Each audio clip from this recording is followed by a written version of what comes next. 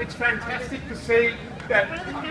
It's fantastic to see that Faisal's cousin, Nawar, and some other members of the Iraqi community are here to support him and to say that they shouldn't be. The government shouldn't be sending him back to danger in Iraq. Let's hear it for them. Faisal got here on a boat in September of 2012, I think. He spent a certain amount of time on Christmas Island and then in Curtin before being given a bridging visa. He's been living in the community like so many other refugees. His only desire is to contribute to Australian society and live in peace and freedom here. While he was working in, I think, a sawmill, trying to get a job, I gather that he was working for no money. He lost his index finger. And so this latest deportation threat is just the most recent of a litany of disasters and tragedies which are being inflicted on him by his circumstances. He also had the misfortune to engage the services of a notoriously unscrupulous and shoddy migration agent, whose name I won't mention, but who's outed on the Department of Immigration's site as an unregistered migration agent and who's been prosecuted for fraudulently pursuing migration claims in the courts.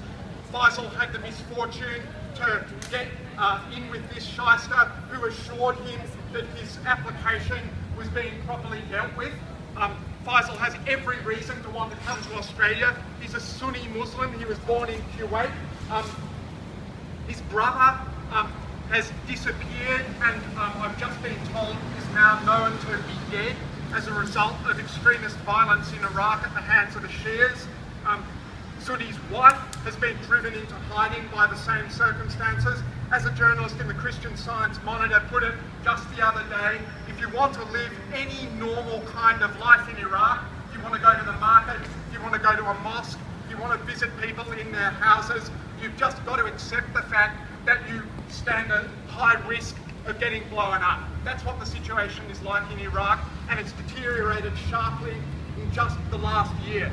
More than double the number of civilian deaths in Iraq in 2013 so far, 7,000. That's more than twice the number that there were in 2012. There's been a sharp spike. Hardened people in Iraq who have experience of Iraqi history in the long term have said that they gravely fear a return to the dark days of 2006, 2007, all-out civil war, explosions left, right and centre, impossible to sustain any kind of peaceful or rational existence in that country. Is it any wonder that people like Faisal are driven to come to Australia to seek asylum? Not, of course, that you want to come to Australia if you didn't have to. Because why the hell would you come here? Is it because of the quality of our politicians? I don't think so. Is it because of the great David Jones food hall? I don't think so. It's because you've got no other choice. You have no other choice than to get on a boat, even if perhaps you can't swim, than to risk your life crossing the ocean, than to put yourself at the and to place yourself as prey to the Indonesian state while you're waiting to come here in Indonesia, risking being locked up in a hellhole like Tanjung Pinang in the Indonesian archipelago. That's not any of the kind of risk that you'd undertake lightly. There's a very good reason that someone like Faisal has done that. The very fact that he's prepared to undergo that kind of risk, I think shows very unequivocally that he is here for very good reasons. The least our government can do is to allow him to pursue his asylum claim to the full extent of his legally recognised rights. Rights, after all, which are the very ones that Australia has signed up to in agreeing to the various international treaties and instruments that we're party to. Now, I think I'm right in saying that the people here don't actually have very much confidence in the capacity of international treaties and international bodies like the UN to actually make the world very much a better place. But the government pays lip service to that. We pay lip service in this country to the meaningfulness of those kinds of treaties, the protection of the law all the time. We should at least have the decency to allow Faisal to follow through with the legal process that he thought he had undertaken. And of course, if we condemn this migration agent as an unscrupulous charlatan, and that's absolutely true, and who knows how many lives that particular shoddy scamster has on his hand.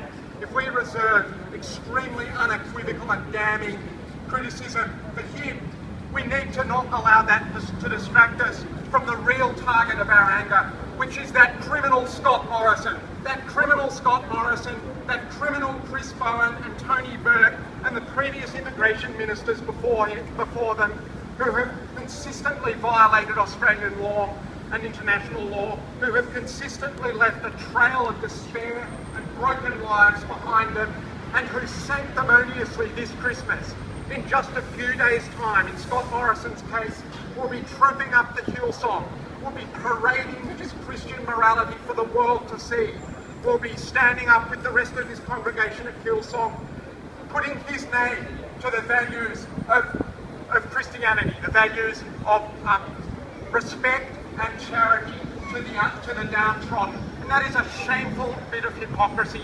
It's Morrison who is the lying scumbag here, and it's him who we should reserve our most categorical condemnation for.